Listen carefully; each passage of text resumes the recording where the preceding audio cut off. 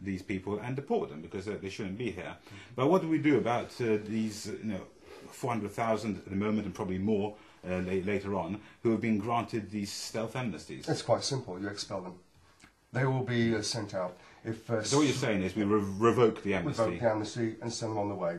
If Sweden, Switzerland can do this, I'm damn sure we can do this. Well, They're not welcome here. Well, where there's a will, there's a way. They can be deported. It's as simple as that. They came through illegally by UN law. They're going out legally by our demand. Yeah. Okay, do you agree with that, Chris? I agree. Absolutely.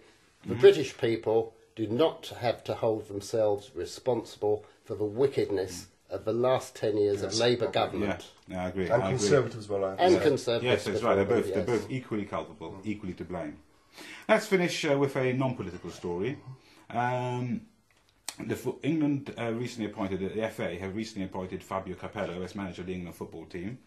Do you think that England football team should be managed by an Englishman or a foreigner?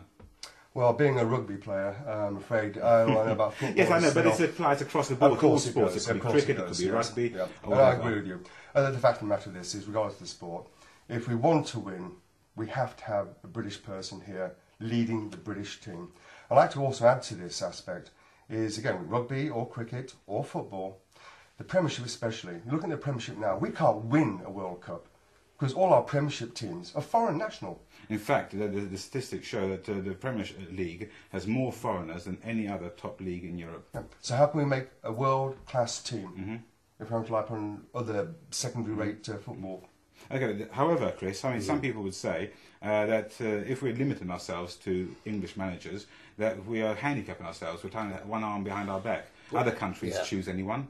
Well, I'd have to say any manager wants to bring in the best resources they can, football, rugby or whatever.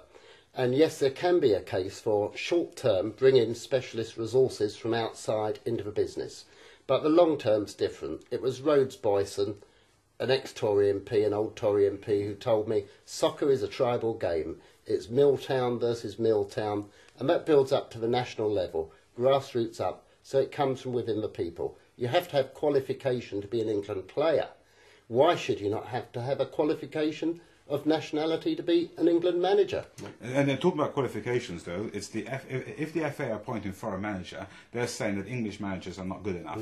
And the FA actually run the coaching scheme for managers. So what they're effectively saying is their coaching scheme isn't good enough, which I think, again, is a mission of defeat. Well, I'd say we're seeing the descent of soccer, and indeed all sports, from being nation-based sports to just something for the global media, really, and as a global commercial product. So I like to agree with this. Again, in '66 we won it. English team, English management. This is ground-based root sports, and it should go back to the people, not to this high-flying finance. Absolutely. So I mean, I think I think we all agree on that, and that we should have an English manager. And for my part, I think it should have been Harry Redknapp. And so, to paraphrase the Bard, cry Harry for England. Very good, Bob.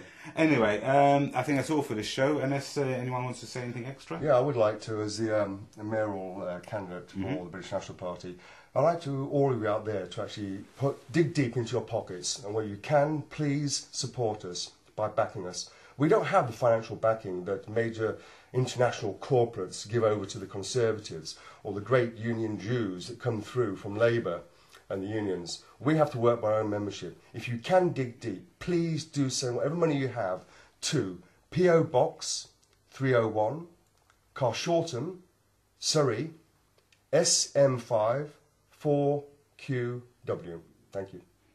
And cheques should be made payable to the British National Party. And that's all in that case. So thank you very much, gentlemen, for coming. And thank you for watching. I hope you enjoyed the show. If you did, please tell your family and friends and spread the news about the show on the internet.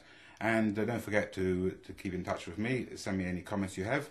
The email address I gave you, london@bnp.org.uk. Thank you very much. Goodbye.